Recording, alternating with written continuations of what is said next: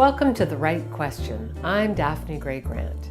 Today we're talking about free writing and the unexpected costs you'll sometimes pay for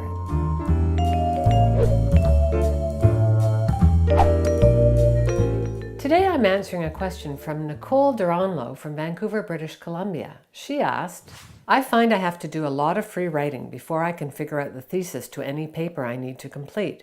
But to help me think, I need to write a lot. If I have a 2,500 word paper, I might need to write 1,500 words or more of essentially free writing before I figure out a thesis. The struggle in my academic writing comes in the teasing out of what I'm asked to write from all the reading I've just finished. Can you suggest a way to make this process faster? Thanks for the question, Nicole. To free write, you write continuously for a predetermined amount of time without any attention to spelling, grammar, or even subject matter. It's a technique popularized by Julia Cameron, and it's not intended to help you figure things out. Instead, it's meant to give yourself a chance to vent and to spark your creativity. But I don't think what you're doing is actually free writing. Instead, it sounds like you're practicing what some would call exploratory writing or even experimental writing. With this kind of work, you're trying to figure out the point while you're still doing the writing. I've noticed that many academics use this approach, and I'm sorry to say this, I think it's a bad idea. The work of writing and editing all those sentences really adds up. This is very time-consuming.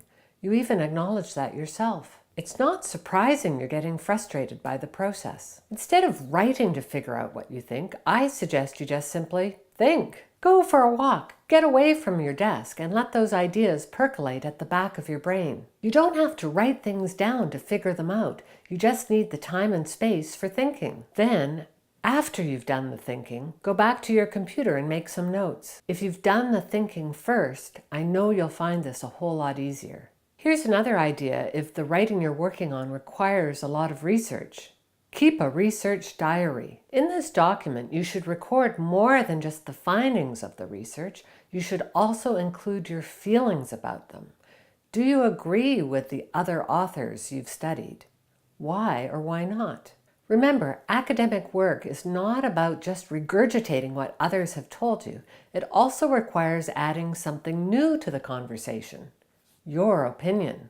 If you force yourself to record your opinion every day, you'll get better at producing it. And best of all, you'll avoid writer's block. Finally, here's a quote from writer, actor, and producer Jeff Ballo. Writing is not an activity. It's not something you sit down at the keyboard and just start doing. That's called typing.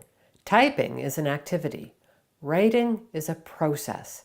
And if you start thinking of it as a process, life gets so much easier. Thanks for your question, Nicole. Good luck with reducing the amount of time you spend writing and increasing the amount of time you spend thinking.